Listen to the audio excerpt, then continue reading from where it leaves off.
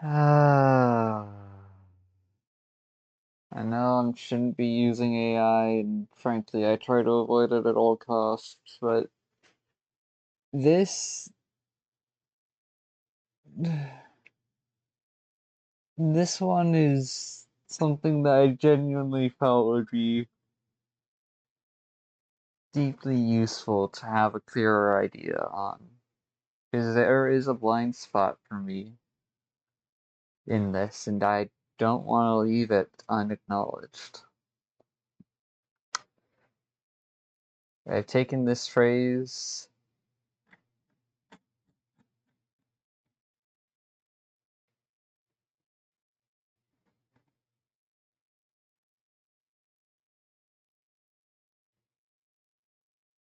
and what it does to them. Yeah.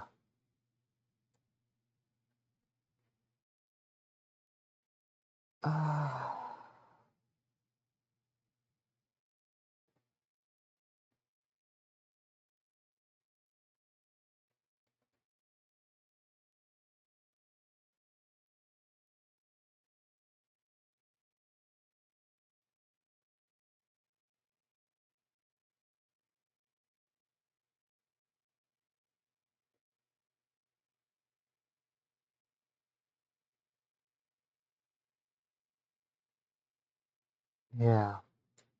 Letting go isn't always cruel. Sometimes it's the only thing you can do if you want somebody to heal from you.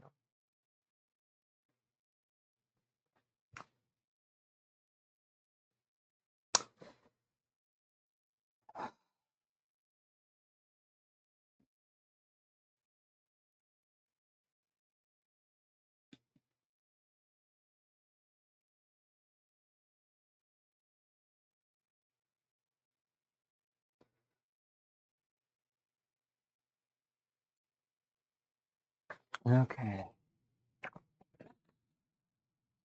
Okay.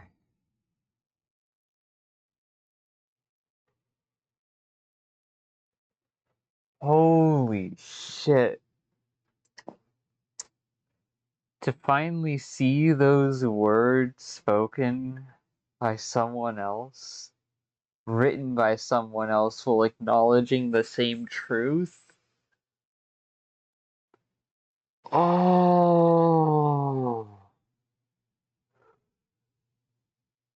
Yeah, no, that was necessary to a bit of healing on my end, because that was my intention with letting go. And I knew letting go would hurt them. But it would be better that they suffer through the short-term pain of me letting go than pretending like everything is okay and pretending like I'm okay with this being the version of me that they remember. The worst of me.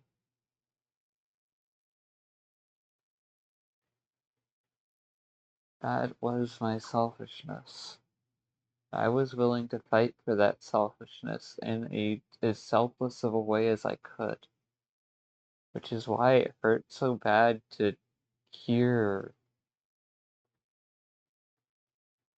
that they didn't believe. And as of recent, due to an argument within the last week or two, I don't remember what day specifically, I got down to, I think, my deepest internal wound from CPTSD.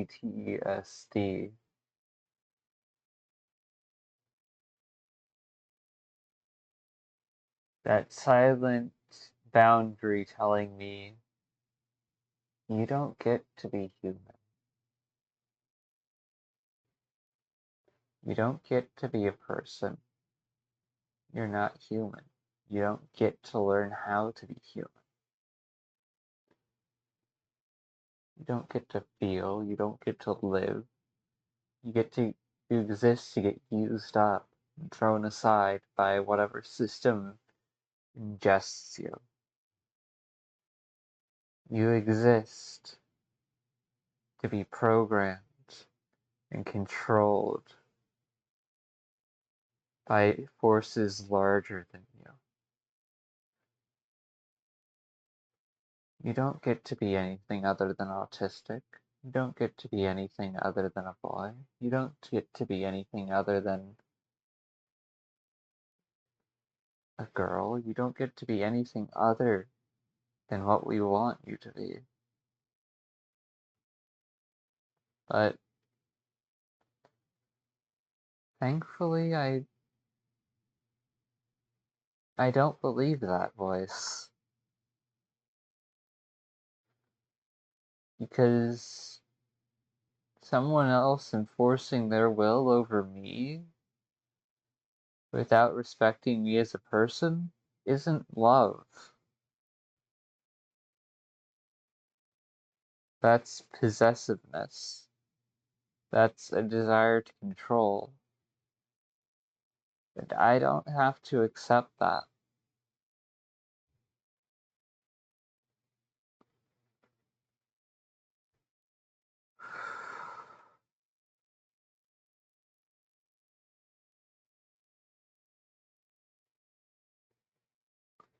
Much the same way, other people don't have to accept that either. Because my parents, they fought to do right by me. My mom and my dad agreed to not talk bad about each other until I was, like, actually closer to being an adult. And they managed to keep that true for the most part. They agreed that I would go back and forth between each of their houses, so that way I would spend equal time with them for whenever they were available. That was true. Both places feel like home. Both places feel like two different versions of home that are equally real. There's the calm and the safety, and the lack of, well, real accountability that existed over at my dad's, because, well, let's be real. My dad my dad didn't want to be the confronter, and so it came down to my mom to be the confronter, the one who held me accountable. And when dad tried to hold me accountable, all I would do is lie to his face and just otherwise. At the same time, though, my dad did still hold the boundaries of decency, about the boundaries of sticking to facts and logic. While my mom encouraged me to embrace my ideas. And, well, I mean, my mom probably told me to be decent too. It's not the same. When I crossed a serious line, my dad would raise his voice and he would be like, "What the fuck?" Ugh.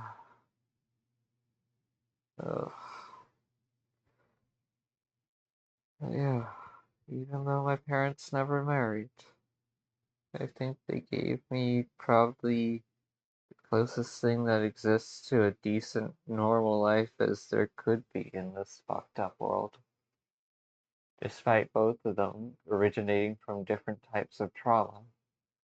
My mom from a house full of siblings that used her as an excuse, from parents that used her as an excuse.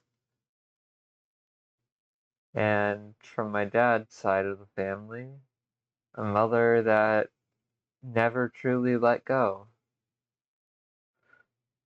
and was always moving, always chasing the next greatest fad. Both my mom and my dad aren't the most interesting people on earth, but they're my parents. I love them. even for as much as I can still see them as the teenagers they are inside, no matter how old they get.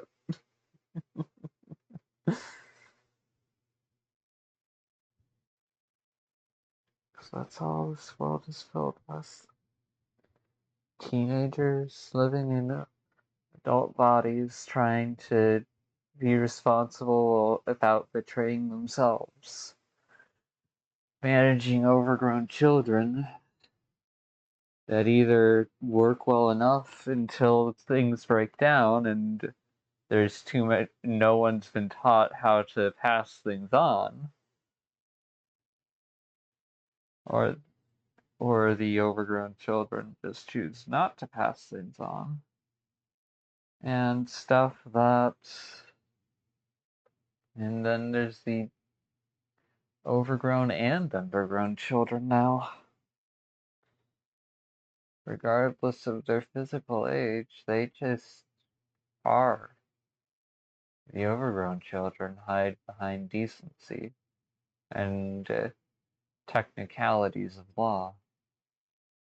The undergrown children are so wild at heart that they're not that no one knows how to contain them, because it would mean breaking social politeness and saying, hey, this still needs to be a boundary, even if it makes you look bad as a parent.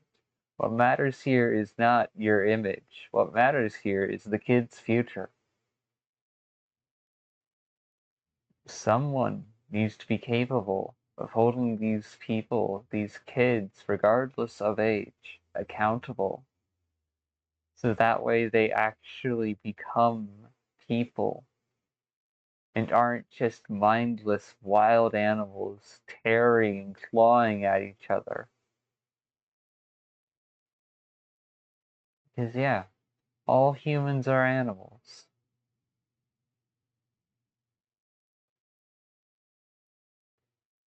And a kid is both an animal and a person.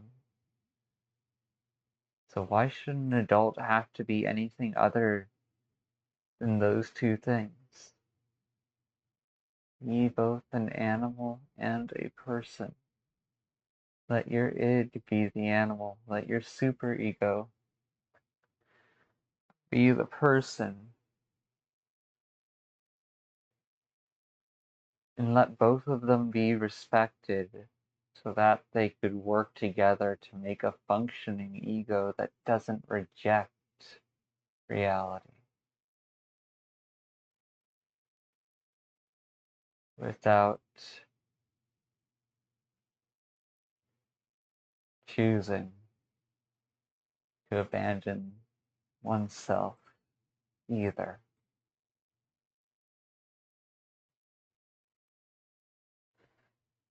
Real understanding means accepting when someone's dreams exclude you or when their fears include you. This statement reflects a profound psychological truth about boundaries, autonomy,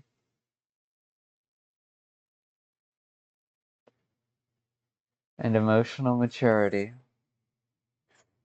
Real understanding in relationships involves recognizing that another person's inner world, their dreams and fears, is ultimately their own, not a reflection of your worth or a directive for your actions. When someone's dreams exclude you, it often signifies their need for individual identity and personal growth. Dreams represent aspirations, desires, and the idealized self. If a partner or friend's vision of the future does not explicitly include you, it may indicate autonomy. They are processing their own goals separate from the relationship.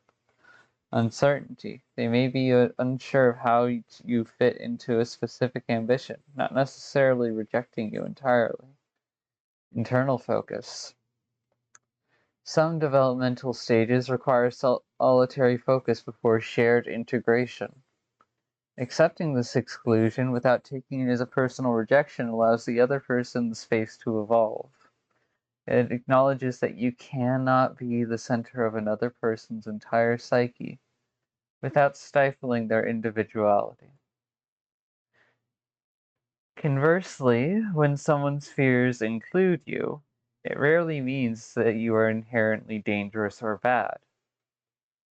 Instead, it often highlights their own vulnerabilities, past traumas, and/or anxieties. Projection. In psychology, particularly in Sigmund Freud's dream theory, dreams can be disguised fulfillments of repressed wishes or anxieties. If you appear in a nightmare, you may symbolize a specific dynamic rather than your actual character. Intrusive thoughts. For individuals with conditions like OCD, disturbing dreams about loved ones can be vivid expressions of their deepest fears, not hidden desires. The fear is the content. It does not predict reality. Emotional stakes. You are included in their fears precisely because you matter to them. The potential loss of someone significant is a common source of anxiety. So, with all that said and done, here's the path to real understanding. True understanding requires distinguishing between symbolism and reality, between their internal process and your external behavior. Decouple self-worth from how they react. Recognize that being excluded from a dream of success or included in a dream of disaster is not about their subconscious processing. Well, I just failed that because I read ahead and then my brain inserted what I was reading ahead in the middle of what I was saying, creating a different sentence. Damn it. I wish it wouldn't do that.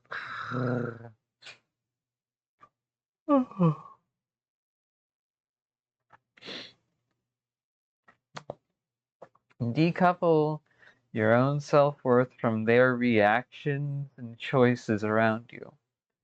Recognize that being excluded from a dream of success or included in a dream of disaster is about their subconscious processing, not an objective verdict on you, the person. Respect your own boundaries alongside their boundaries. Accepting that you do not own another person's inner life allows for a healthier connection. It prevents the trap of trying to fix their fears or force your way into their dreams. Because again, that's possessiveness, not love. That's control disguised as love. 3. Communication. While you cannot control their dreams, you can discuss the emotions they wake up with. This shifts the focus from the dream content to the underlying emotional needs. As noted in research on dreaming and insight, dreams often use metaphorical representations of waking life to facilitate emotional consolidation. Accepting these metaphors without internalizing them is a key component of emotional intelligence and deep relational trust.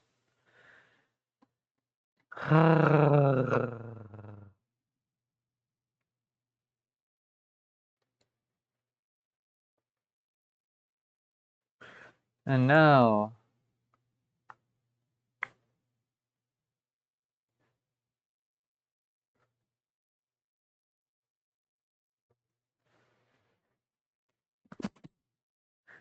for a variation of the same sentence, so that way we don't get drawn too far into dream territory.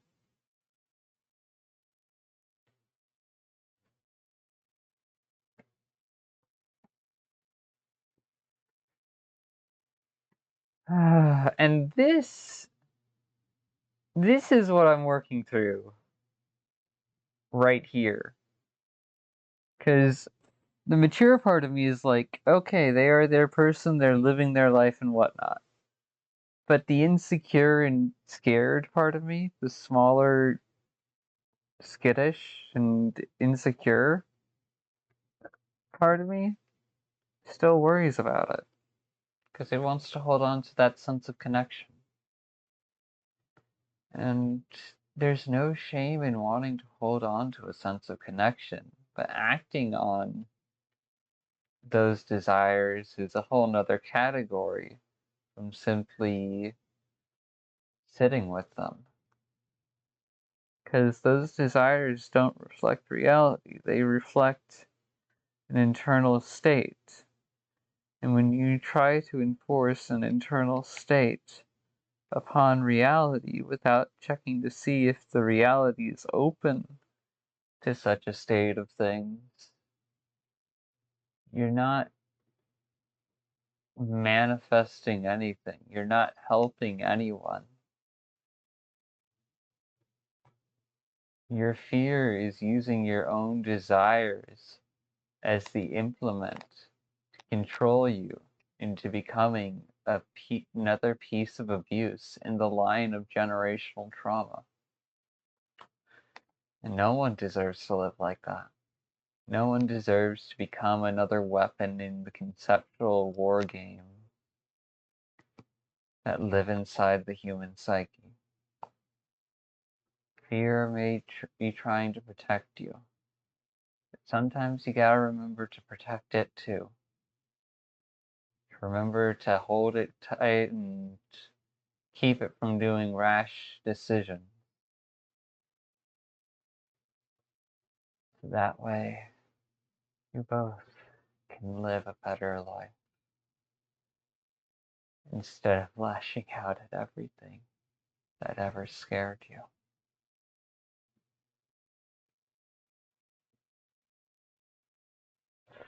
To live without that anxiety and paranoia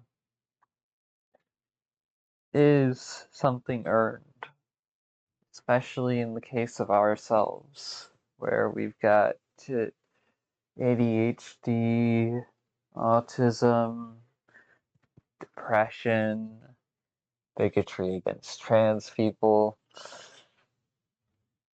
our inability to fit within the confines of the traditional social system, our inability to affect the world in the way we want, for both better and worse, and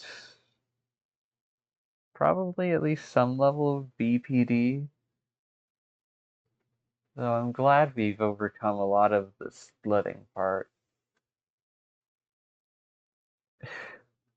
I never thought we would actually make it far enough to get down to the root of this stuff. I was just rushing ahead like an idiot, trying to leave half of myself behind. Only to realize I needed that other half of myself. Because if I abandoned that part of me, then I wouldn't know right from wrong. I wouldn't know what it's like to connect with another person again. And the thought of that terrified the shit out of me. Not because going without those things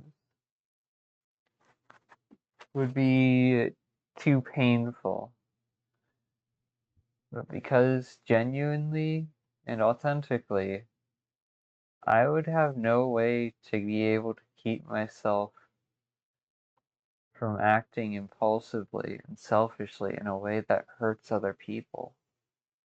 And I don't want to hurt other people. I never did. Outside of times where there was anger,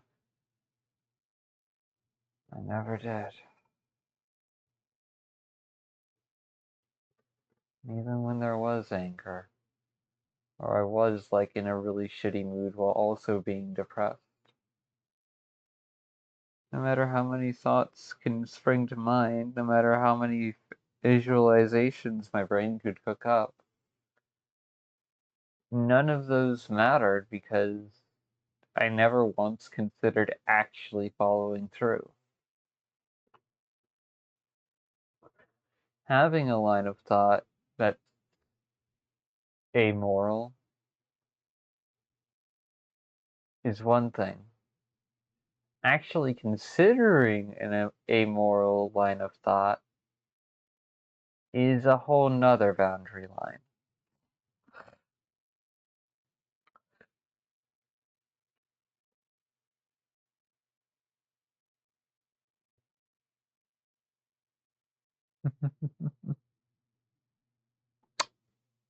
Psychological research on desire discrepancies suggests that differences in aspirations are normal and do not necessarily indicate incompatibility. Healthy relationships consist of two whole individuals. A partner may have goals that require solitary focus. Excluding you from these specific visions allow them to cultivate a sense of self independent of the relationship. As noted by mischief educator Emily Nagotsky, desire is often contextual and responsive, not a constant drive. If a partner's current desires do not align with the shared intimacy or joint future planning, it may reflect their current emotional or psychological state rather than a permanent verdict on the relationship. Boundaries versus rejection. Accepting this exclusion means respecting their boundaries. As relationship experts note, a boundary is not a wall against you. It is a definition of where one person ends and another begins. Trying to force your way into their exclusive dreams can stifle their growth and create resentment. I wish I could have thrown this at a piece of myself when I was back in the middle of things and actually had them understand it. It is the fantasy of me throwing it at you, not the reality. The reality is, even if I had this, and I could chuck it at you a million times, that does not mean it would do anything. I've already proven that with how many times I've spoken up and said, hey, this is a bad idea. Only for you to go, but I want to try. And it's just like, I can't stop you completely, but for please, the love of everything, don't cross the line. You can get close to it, you can fucking dip a toe across it, but don't actually stand on the other side. You don't deserve to live that experience. Damn it.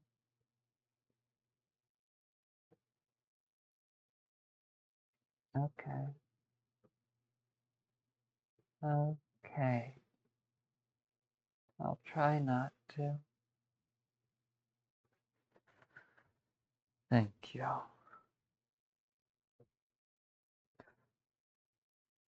Boundaries versus rejection. Accepting this exclusion means respecting their boundaries. As relationship experts note, a boundary is not a wall against you.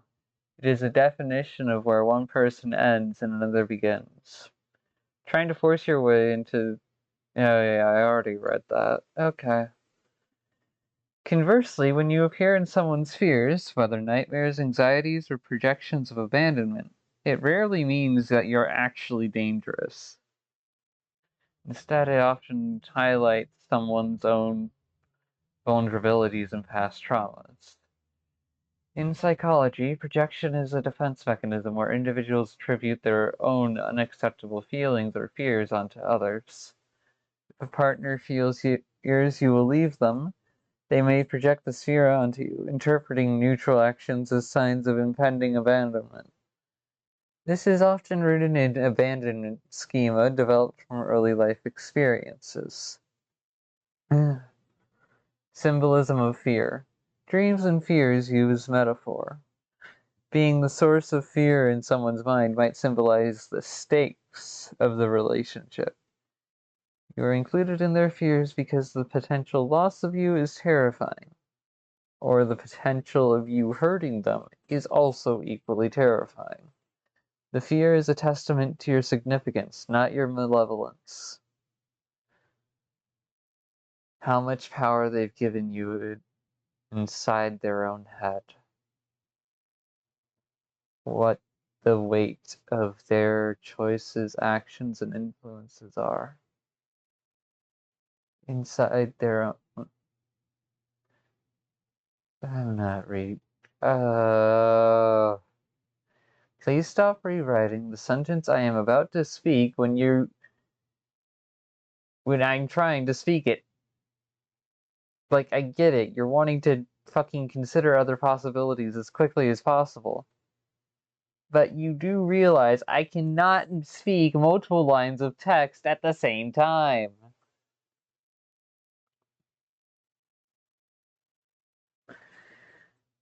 Huh? I know you're just trying to protect and defend and everything, but could you please slow down? I don't want to get overwhelmed just because we're considering one too many options of possibility. Well, even if you can't promise anything, I'm at least glad you're trying. Also, I still find it funny that you continue to use those noises, even though you told me actually you're not actually that small or criticized at the moment. Shut it.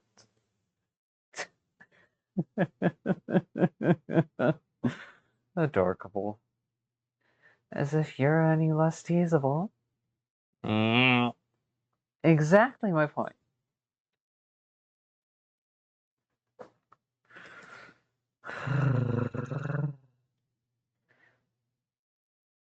Anxiety and control. For those with high anxiety, including a loved one in their fear scenarios can be a misguided attempt to mentally prepare for the worst. It is a way of trying to control the uncontrollable. Accepting this means not taking their anxiety personally, but offering reassurance while maintaining your own emotional stability. Oh, that is easier said than done. The path to acceptance. True understanding involves decoupling someone else's internal processes from your own self-concept. And that was the biggest challenge of everything surrounding the Dense Stork, because I saw them as a younger version of myself, in a sense. A different life lived down a different set of experiences, but the same heart still beating at the core. The same calculating mind underneath a really big heart. Fuck. Wish I'd been strong enough or smart enough to know things ahead of time. Maybe to be able to let go sooner. I just had to try. I had to see if I could, if it was really as black and white as my brain thought it was. I wanted to see if I was really that ill prepared to be patient for someone I cared so deeply about. I wanted to be their friend. I also wanted them to like me in a romantic sense. And in trying to reach for both while being trapped inside of my own head and my fears spiraling, I ended up hurting them. I ended up first scaring them with everything, and then in choosing to tell them to block me, I hurt them.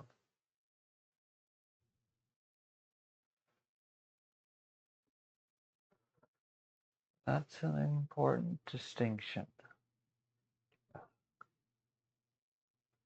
Because my mistakes scared them.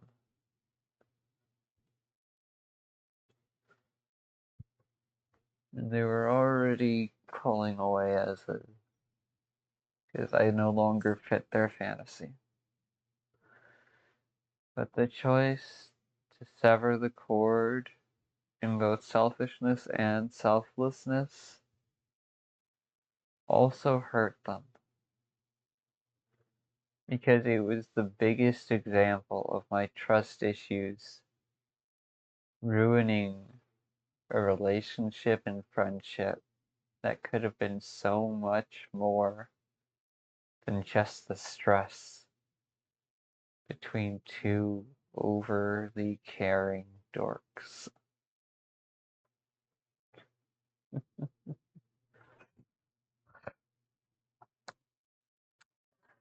The path to acceptance. True understanding involves decoupling internal processes from self-concept. Avoid personalization. Recognize that their dreams and fears are about their history, neurochemistry, and emotional processing, not an objective reflection of your character. Respect autonomy. Allow them the space to have desires that are solely their own. This fosters a healthier dynamic where togetherness is a choice, not a requirement for identity. Compassionate detachment.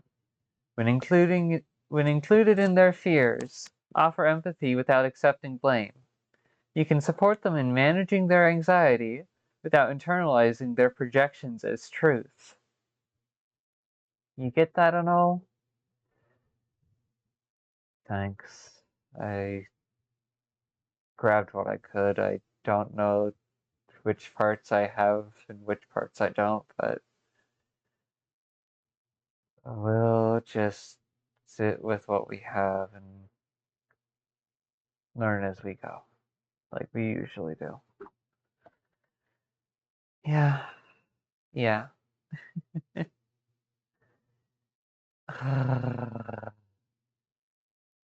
I swear, you really are a giant dork yourself. As if any of us in here aren't a dork of our own variety. Fair counterpoint. Now I'm gonna bite you because you're family.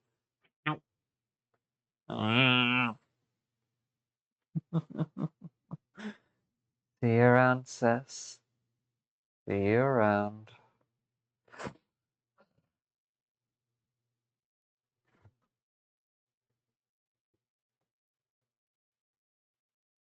Mm.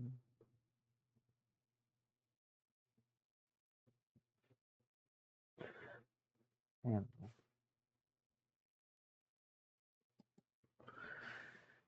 Family bites each other without drawing blood. Man, that would be such a fucking.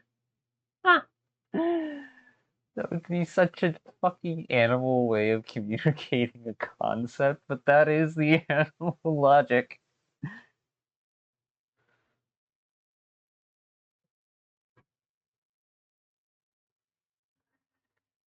As relationship therapist Casey Tanner suggests, discrepancies in desire or fear are invitations to understand each other's unique relationship with emotion, not evidence of failure.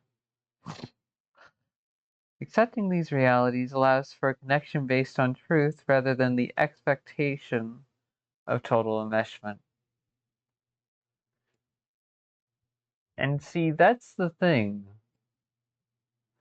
My wild grand fantasy that lives in my head is the idea of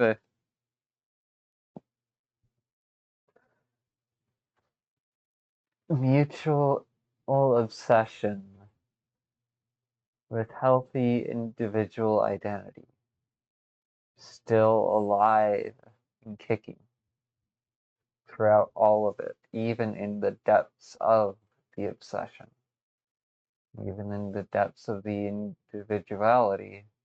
Both people still feel connected through that insanity known as obsession.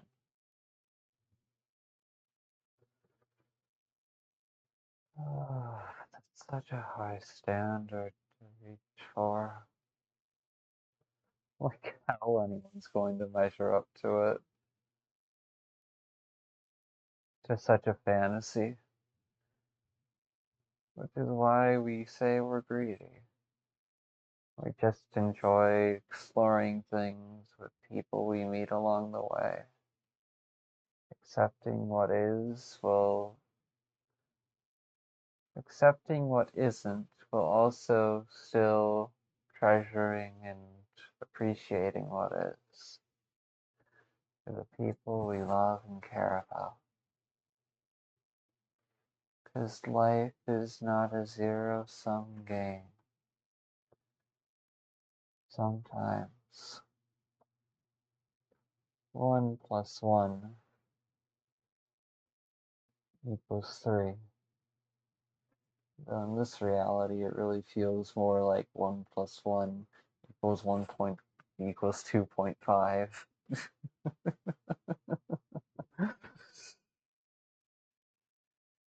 Good night, everyone.